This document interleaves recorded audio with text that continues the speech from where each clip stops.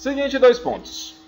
Na aula passada, só relembrando, viu, a gente tem aula 2 vezes por semana, tá? Na segunda e na segunda e na quarta, tá? Então, nessa semana a gente começou a ver... Não, a gente só viu trefilação. Trefilação, basicamente, processos utilizados para fazer fios, arames, basicamente isso, tá? Quase a totalidade para fazer fios elétricos. Agora nós vamos ver processo de extrusão. Lembrando que o que vai diferenciar a trefilação da extrusão, basicamente, é só a forma de aplicação da força. Na trefilação eu tenho uma força trativa e na extrusão eu vou ter uma força de compressão. Eu vou falar compressiva, né? Então vai ter uma força compressiva. Estuda a trefilação, trefilação, trefilação, trefilação, trefilação, trefilação, trefilação. Aí começou a extrusão. Então, basicamente, o intuito inicial da extrusão foi para isso aqui. Fazer tubos. Dos metais que a gente trabalha com ele, o mais maleável é o chumbo. Então, nada mais lógico que o primeiro processo, o primeiro metal utilizado para você tentar fazer tubo por isso aí fosse o chumbo. E aí tem um negócio muito legal, né? Que a depender de onde você vai usar os tubos de chumbo, por exemplo, se você for utilizar para transportar água, vai matar todo mundo envenenado por metais pesados, tá? Mas basicamente aqui era para a questão de passar condutores elétricos por dentro. Teve seu grande auge na Segunda Guerra Mundial e ajudou a desenvolver essa tecnologia aqui de prensas, tá? Porque para fazer o processo de extrusão eu vou ter que ter prensas robustas para poder fazer o processo, tá? Porque boa parte de processos que você precisava de fazer, qualquer tubinho, qualquer coisa, você fazia processo de extrusão. Então, peças cilíndricas que você precisasse fazer, metia o pau para fazer por extrusão, que era muito mais rápido. É muito mais rápido do que fundição e muito mais seguro do que você fazer soldando. Então, você teve um boom maior do uso da extrusão nesse período. Extrusão de metais, tá? De plástico, mais na frente se desenvolveu mais, então é usado até hoje. Mas esse processo em si, hoje em dia, ele não é tão utilizado, tá? É falado nele, mas não é tão... Você não tem uma aplicação gigantesca. Tá? Basicamente se restringe a fazer tubos de alumínio, cobre e chumbo ainda, tá? O que modificou com o passar do tempo, que ao invés de você fazer tubos, você começou a fazer perfis. Então a produção de perfis é bem mais utilizada hoje em dia do que propriamente essa questão de fazer tubos, tá? Então nós temos o processo em si. Eu detesto quando sujo. Então basicamente o que é que vai acontecer? Eu vou ter um molde, tá? Um molde fechado. Vou ter aqui uma matriz, tá? Que vai dar a forma ao produto. Vou colocar nessa região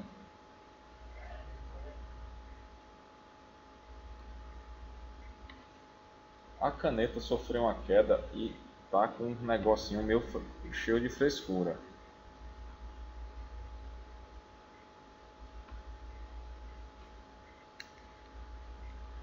Acho que agora saiu. Então nessa região aqui eu vou colocar o metal. Então o que é que vai acontecer? Tudo é fechado, certo? Molde fechado só vai ter uma saída. Então chega aqui com punção, com a prensa aí, empurra o metal através do local que está para sair. Então se eu quero fazer um cilindro, vai pelo metal, por exemplo, para utilizar alguns elementos serem utilizados na trefilação, primeiro ele é feito na extrusão, para dar extrusão aí para a trefilação. Então basicamente, Tem deformação plástica, vai se utilizar altas pressões, que aí depende muito do metal também. Se for um chumbo, a pressão não precisa ser tão grande, mas se for materiais como aço, além da pressão ser grande, ainda precisa ter um tratamentozinho térmico para conseguir ter a deformação. E materiais com elevada plasticidade, tá? Que aí você restringe um bocado esses materiais. Então, quase todos os materiais podem ser utilizados para fazer o processo de extrusão, incluindo aí materiais frágeis como ferro fundido, que aí vai ter que ter o uso de uma contrapressão, porque o materialzinho é um pouco frágil e qualquer coisa a mais você pode danificar, tá? Então no processo você vai ter meio que sendo feito em etapas. Você empurra, dá uma aliviada, depois empurra novamente. Você não faz um processo todo de uma única vez. Os equipamentos basicamente se restringem à prensa mecânica e prensa hidráulica, sendo que a grande maioria usa prensa hidráulica. Tá, em onde nada é utilizado a extrusão, tá? Que é boa parte na construção civil, alguma coisa para máquinas, equipamentos, indústrias elétricas, bens de consumo bem pouquinho, e no setor de transporte. E existe basicamente duas formas de fazer a extrusão. Uma chamada extrusão direta e a outra chamada extrusão indireta. Diferença entre uma e outra aí em relação ao desenho. O que é que está acontecendo na extrusão direta? Eu estou aplicando a força e o metal está saindo na mesma direção em que a força está sendo aplicada, tá? Aplico a força aqui, o metal está saindo desse outro lado. Na indireta, o que é que acontece? O punção, a prensa que está sendo aplicado o esforço, ela é vazada, ela tem um buraco. Então o que é que vai acontecer? Se esse lado é fechado, tudo é fechado, só tem espaço aqui, então se eu estou aplicando a força aqui, o que é que está acontecendo com o metal? Saindo na direção oposta. Então aqui nós temos a extrusão direta e aqui nós temos a extrusão indireta. Tá? O que é que melhora num e melhora na outra, tá? A gente vai ver aí as diferenças em termos de material que o danado vai ter numa e na outra.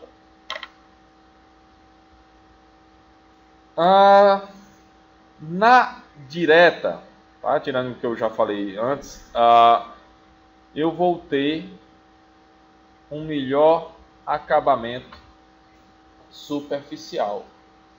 Entretanto, eu vou ter maiores valores de atrito.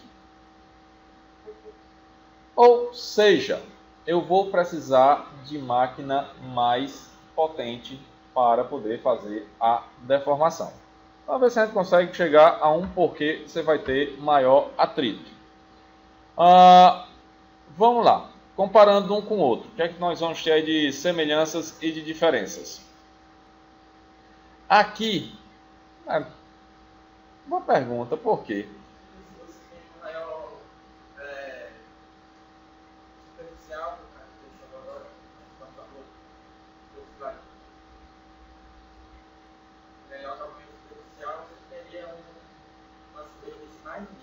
Não necessariamente. Porque aqui eu estou tentando imaginar aqui pelo seguinte fato.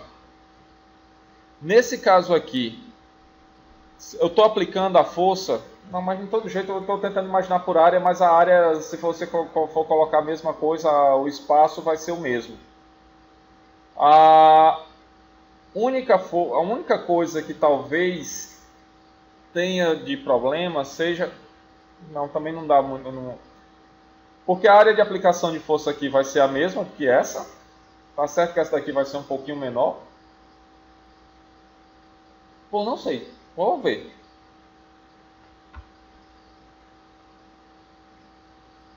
Vou atrás do maior atrito.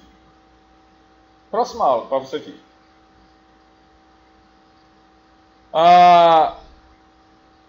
Aqui no caso, tem uma extrusão direta feita de uma barra oca, tá? Que aí você tem aqui, muda aqui a matriz, então você termina saindo com a barra oca aqui na saída, tá?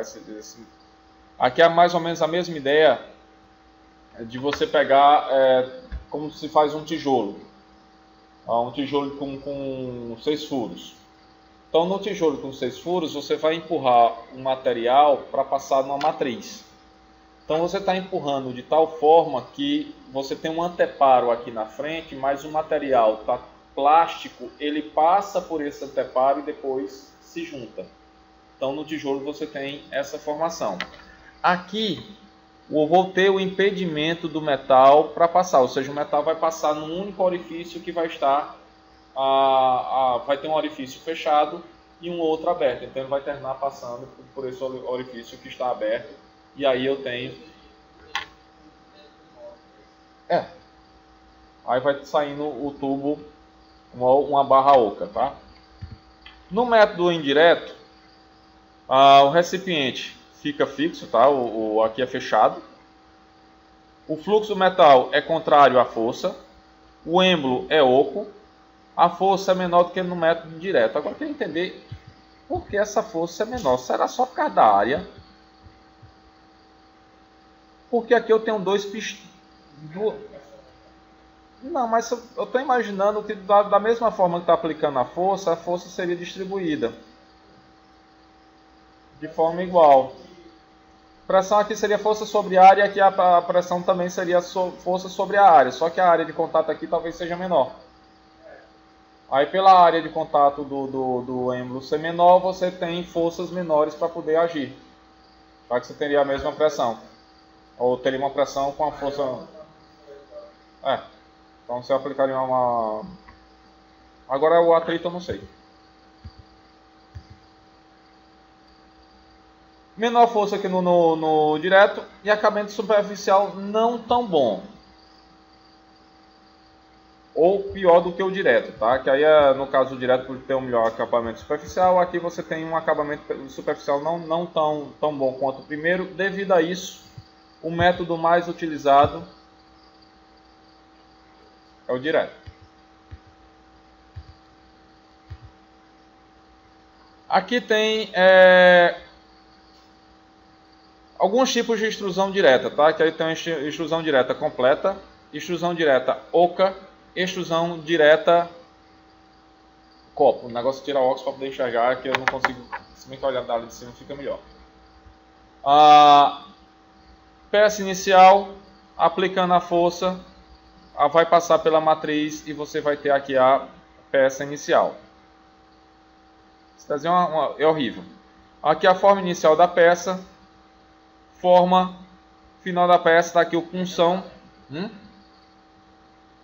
Não entendi? Não, tá bom, então deixa eu...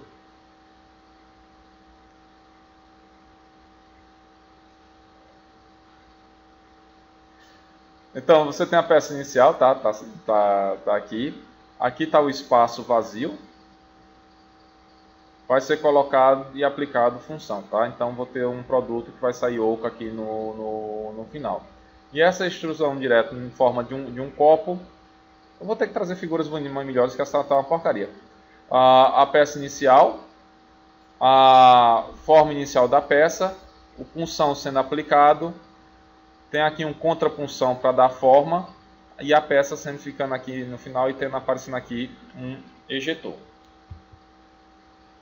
Na extrusão indireta, você tem o êmbolo sendo aplicado, a força sendo aplicada para cá e o produto saindo aqui para os lados, tá? Então vou ter extrusão direta incompleta, extrusão indireta oca, extrusão indireta também em copo. Em outras palavras, com os dois processos dá para a gente fazer a extrusão completa, sem precisar fazer nada, a extrusão para fazer tubos ou a extrusão para fazer elementos parecidos como se fossem copos, tá? Pode-se ter ainda extrusão chamadas transversais, tá? Que aí no caso aqui você aplica força para cima e para baixo e o material vai sair pelo lado. Tá? Então você comprime o negócio e empurra ele para o lado, tá? Então Danado serviria no nosso dia a dia que servisse para fazer isso.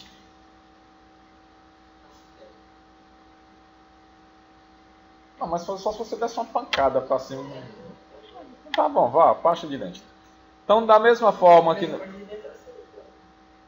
A pasta de dente só era legal na época que o tubo era metálico. Que aí quando acabar você passava meia hora lá esticando pra... Não, mas o tubo de plástico virou brincadeira de criança. Pensar que esse negócio de embalagem muda com o passar do tempo, porque eu sou de uma época que biscoito creme cracker era vendido numa latona grande e você colocava, ele vinha nessa lata grande e vinha com 2 pontos de solda na lata. Então você tinha que tirar a solda para poder abrir a lata. Era muito hardcore, era muito difícil ser criança naquela época. Não tinha como você roubar biscoito tranquilamente. E ainda vinha com um negocinho que eu achava legal, que era a... Acho que ainda hoje veio, mas hoje é mais simples que por exemplo, você comprava leite ninho e vinha uma lâmina de alumínio tapando a lata. Aí eu adorava brincar com aquela lâmina porque era cortado, que era uma maravilha. Aí ficava fazendo coisinhas de metal com aquela lâmpada lá. Com aquela lâmina. Coisas que as mães hoje em dia não deixam. Minha mulher fica revoltada. Diz, deixa o menino brincar com isso. Não, ele vai se cortar. Então, da mesma forma que tem a direta e a indireta para fazer todos esses tipos de processos, tem a transversal também faz, tá?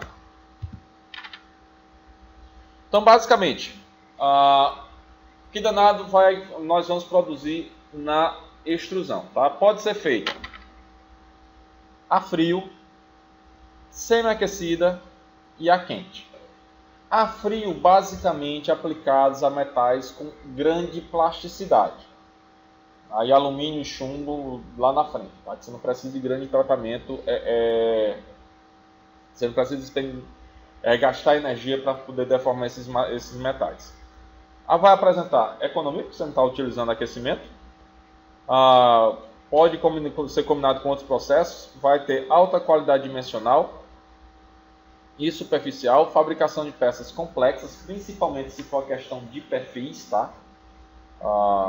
Perfis você pode fazer coisas, por exemplo, não sei se hoje em dia ainda tem, mas tem alguns dissipadores de calor que você consegue fazer por esse processo.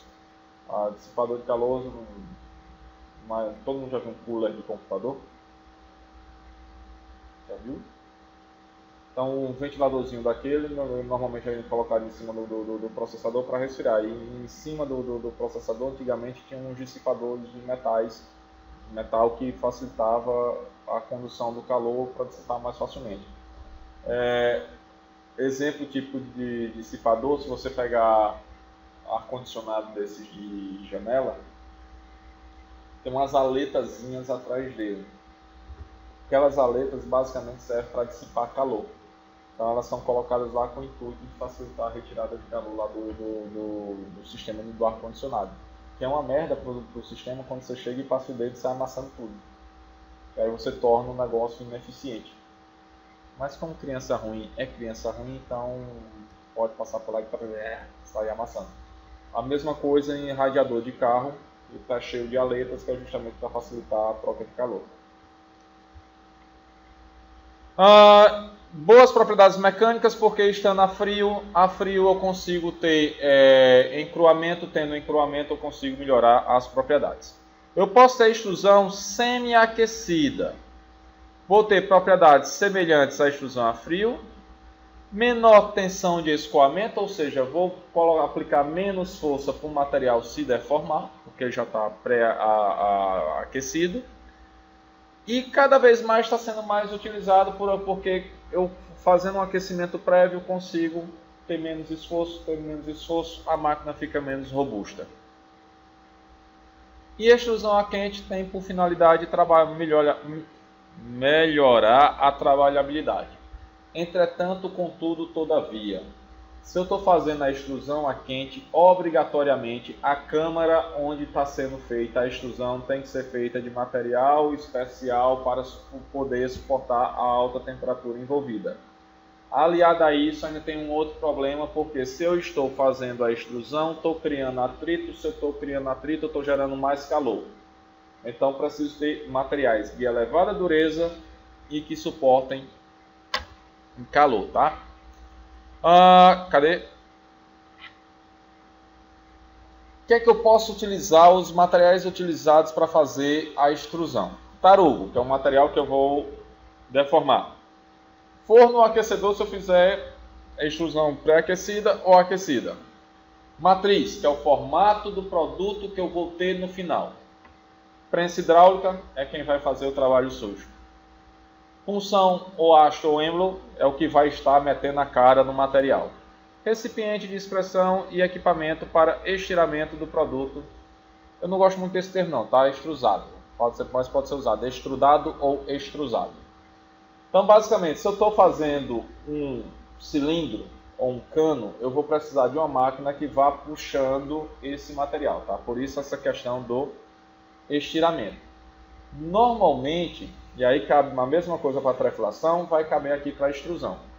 O volume do material vai ser o mesmo, tá? Então, a depender do formato, eu vou ter um elemento aqui de 50 centímetros que vai dar 5 metros de comprimento de um determinado produto, tá? Então, o volume vai ser sempre o mesmo. Aí nós temos formatos de algumas matrizes, tá? Então, essa matriz é que vai ficar na saída do molde lá onde fica o material está sendo extrusado, tá? Então, ela vai servir de anteparo, o metal é empurrado e forçado a passar por esses orifícios. Esse daqui vai formar um cilindro, tá? Que você vai ter uma barra no final. Isso aqui vai formar 4 barrinhas. Isso aqui vai formar, sei lá, parece um troço parece isso aí. Isso parece 2 pontos juntos um do outro. Isso aqui vai formar alguma coisa parecido com um trilho de cortina. E aí vai, tá? Então você tem alguns produtos, você pode ser... Que bonequinho.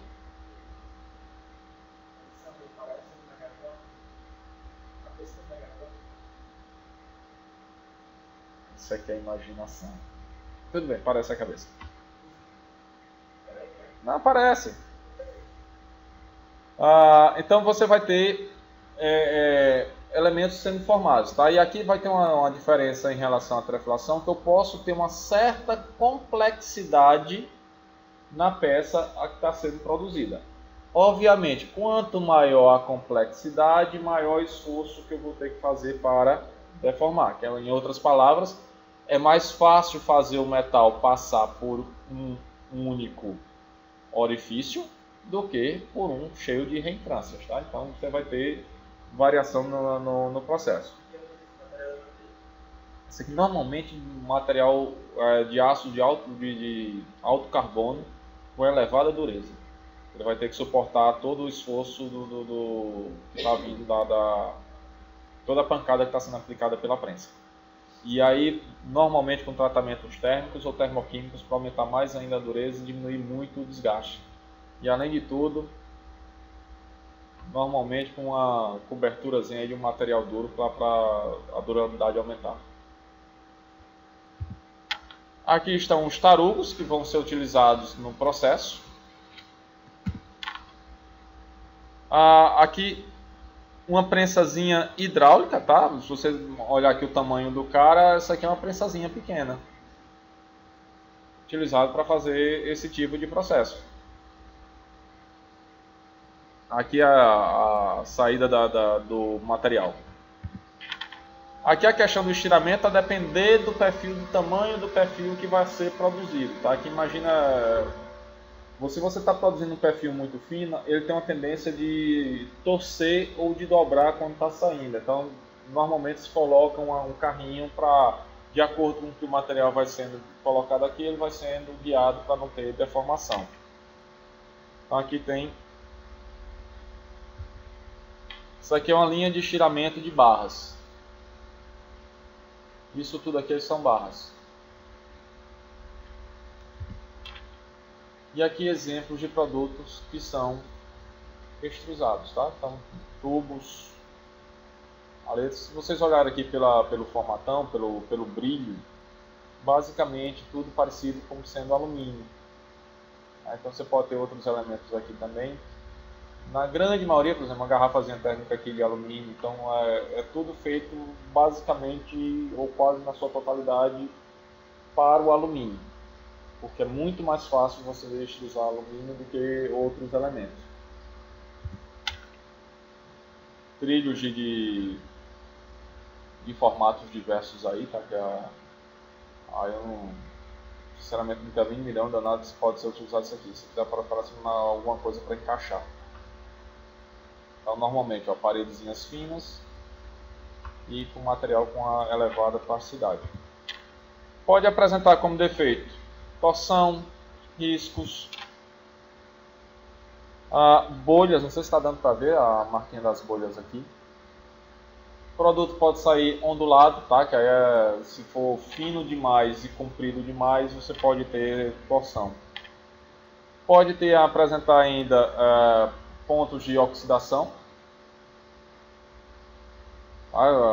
marcado aqui pode apresentar rasgos, tá? Tem duas marcas aqui que é para existir, mas tem uma aqui embaixo, não sei se está dando para enxergar aí, que isso aqui muito provavelmente por falha na matriz, tá? Algum problemazinho um material um pouco mais duro na matriz, saiu riscando isso daí. Pode apresentar o que se chama de linhas de solda, tá? Que é como se fossem marcas na peça. Pode ter forma aqui de emenda, normalmente a emenda é quando dá algum problema durante o processo, tá? Você fez força, não tá, por algum motivo parou ali na metade e você aí continua, tá? Então ocorre essa questão da questão das emendas, ou parecida com não, você pode ter isso também acontecendo na extrusão a frio por causa da variação de pressão que você está fazendo, tá? Porque o processo é contínuo, tá? Então você tem uma velocidade lá que você vai empurrando gradativamente. Então você parou por algum motivo e volta. Então quando você voltar, você não vai voltar naquela velocidade lá. Então essa oscilação pode gerar esse tipo de problema. A quente fica mais evidente, tá? Porque as deformações ocorrem muito mais facilmente. Falta de planicidade. A peça está para ser reta, ela virou uma casinha, tá? Não... Aí você tá achando que era esse negócio. Mas eu não vejo tanta necessidade não. Tá? Em usinagem acho que é mais. Pode sair amassada também, tá? E vamos ver vídeos.